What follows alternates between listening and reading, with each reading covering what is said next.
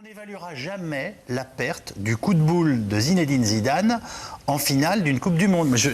Il a été le plus grand joueur de ces 15 dernières années, mais ce coup de tête en perte absolue pour la France, comme non-maintien de soi et comme déséquilibre de l'équipe, moi je voudrais bien qu'on me le chiffre.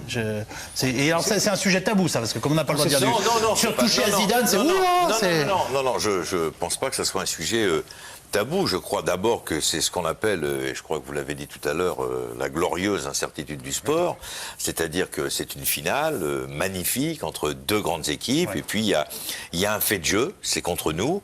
Et puis voilà. Et puis on en subit donc les conséquences d'abord morales. Faut pas l'oublier parce que là, on est en train de parler de bout d'argent. On est en train, comme d'habitude, de dire le football français, produit beaucoup d'argent. Moi, ça me choque pas du tout. En revanche, quand vous parlez de cette finale de la Coupe du Monde entre la France et l'Italie en Allemagne, oui. Je crois d'abord qu'au-delà de tous ces problèmes financiers qui sont évidemment importants pour l'économie de la fédération, pour la FIFA, etc., je crois qu'on a un petit peu tendance à oublier le problème moral. C'est-à-dire que, je veux dire, peut-être que c'est désuet ce que je dis, peut-être que c'est ancien combattant, peut-être c'est pas bien, mais je trouve que d'abord ça a été une blessure morale pour tout le monde et pour tous les Français, et à commencer par Zinedine Zidane. Donc je veux dire, moi je veux bien qu'on balance des sommes astronomiques, mais je veux dire peut-être que de temps en temps on peut revenir aussi à un côté un peu plus humain en disant attendez, bon il y a eu ce fait de jeu qui a perturbé tout le monde, l'équipe de France, qui a perturbé tous les Français, mais je veux dire c'est la vie. Moi je crois franchement Yves que le public lambda, je veux dire, ça lui prend pas du tout la tête qu'il y ait autant d'argent dans le football. Je crois très franchement que les supporters d'une équipe de football ou de l'équipe de France, ou les supporters de l'équipe du Brésil ou d'Argentine, etc., eux, ce qu'ils veulent, c'est aller au stade, encourager leur équipe, pas payer trop cher les places au stade, grâce aux différentes chaînes de télévision en France, assister à des matchs, je veux dire, qui leur permettent, je veux dire, de passer un beau moment. Le football a une qualité merveilleuse, comme dit Benoît. Je veux dire, c'est une porte de sortie pour la société. C'est-à-dire que Thierry Henry gagne beaucoup d'argent, que je veux dire que le plus gros budget du football français, ce soit l'Olympique Lyonnais ou l'Olympique de Marseille ou les Girondins de Bordeaux.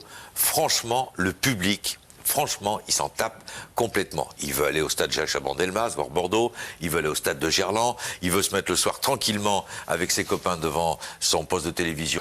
Il y a eu beaucoup de journalistes qui se sont prétendus sociologues en 98. Donc la France s'aimait, il y avait plus de Noirs, plus d'Arabes, tout le monde était de la même couleur. Et il y avait 50% de femmes dans les stades. Formidable. C'est vrai. C'est vrai.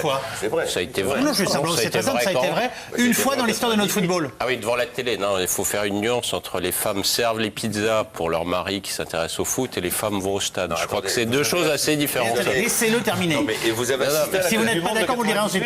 Oui, mais globalement aujourd'hui, vous allez à Marseille. Moi, je parle de 98. Après, on parlera de ce que vous voulez après. Est-ce qu'en 98, on peut parler chacun à notre tour, c'est bien aussi. Mais on parlait de cette union. Je veux dire, de ce problème d'identité, etc. En 98, grâce au football, il y a eu un mélange qui a été extraordinaire. Vous parlez des femmes. Une grande bulle de bonheur qui n'était qu'une bulle, on l'a su après. Mais je veux que Michel Desbordes... Non mais vous le laissez terminer quand même. Michel Desbordes, merci. Ce qui s'est passé après la Coupe du Monde, parce qu'en matière de business, c'est évidemment beaucoup plus intéressant de dire les femmes s'intéressent autant au foot que les hommes, donc on va peut-être pouvoir leur vendre des t-shirts chez Nike, chez Adidas, c'est très consensuel, tout le monde est là, etc. etc. Maintenant, la réalité, elle est quand même que c'est un sport d'hommes. Et effectivement, ça va brider le business. Donc aujourd'hui, si on change l'attitude, si on change les stades, et si vous regardez ce que fait Max Gazzini, par exemple, oui, quand vous allez au Stade de France voir du rugby, vous avez des femmes et des enfants. C'est aujourd'hui ce que le foot a plus de mal à faire.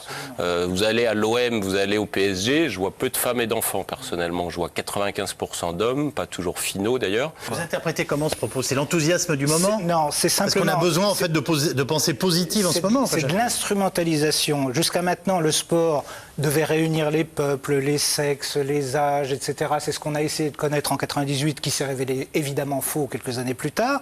Et aujourd'hui, on fait porter encore quelque chose de plus sur le sport. Il faudrait qu'il résolve le problème économique. le sport, c'est un instrument politique. Donc organiser des grands événements, c'est un instrument de puissance. Il n'y a pas beaucoup d'occasions de se réjouir. Donc il y en a une, c'est peut-être la meilleure nouvelle en France depuis 3 ans. On la prend. Moi, je trouve qu'on est en train, très honnêtement, je veux dire, je critique en aucun cas vos différentes analyses, mais je crois vraiment qu'on est en train de se prendre la tête. Enfin, en tous les cas, certaines personnes se prennent la tête. Je trouve que, c'est formidable, je veux dire, d'organiser un événement sportif de cette ampleur en France, en 2016, via le football. En 84, on a l'Euro, on gagne. En 98, on a la Coupe du Monde, on gagne. Donc en 2016, on a encore une bonne chance, on revient toujours au débat de tout à l'heure, de donner du bonheur aux gens. Alors évidemment, il y a toujours des rabat-joie, il y a toujours des donneurs de leçons, il y a toujours des gens qui sont négatifs. Est-ce que vraiment c'était le moment d'organiser 2016 ? Et moi je vous dis franchement, si on a eu l'Euro 2016, c'est d'abord une merveilleuse nouvelle. Les infrastructures vont-elles être payées par les communes et les régions qui ne construiront donc pas d'écoles, d'hôpitaux, etc. Vous voyez quand même, on est dans une période de crise et donc c'est la question du choix ou des engagements. Alors on peut répondre à ça. Enfin, est-ce que l'amélioration du stade à Lille, ça se fait au détriment, par exemple, de la construction de la maternité Dans les bonnes études d'impact, la maternité ou l'hôpital s'appelle le coût d'opportunité du stade. Et on compare si le coût d'opportunité est plus grand que le coût du stade lui-même et on décide ce qu'on prend. Mais il n'y a pas je ne connais pas une seule étude qui sera présentée à un maire en disant laissez tomber le stade ou laissez tomber la Coupe du Monde et prenez l'hôpital.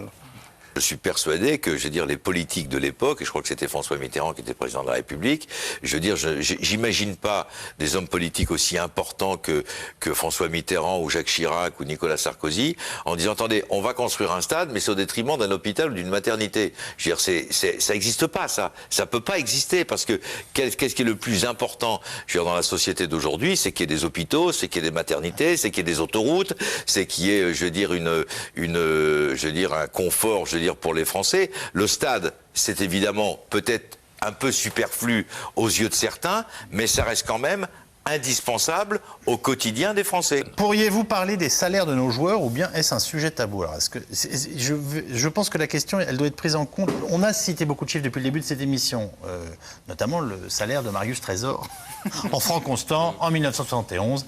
Président Pompidou, 2500 euros par mois. On annonce concernant Thierry Henry, aujourd'hui, tout mélangé, 1 400 000 euros mensuels. Les footballeurs n'incarnent-ils pas les nouveaux dieux de la nouvelle religion football dans des sociétés en manque de repères ? Voilà. Qu'est-ce que vous pensez de ça ? Moi, c'est des idoles. Ça reste des C'est en 15 secondes. Hein. Ça reste des idoles. Ça reste des références. Ça reste des gens qui font rêver.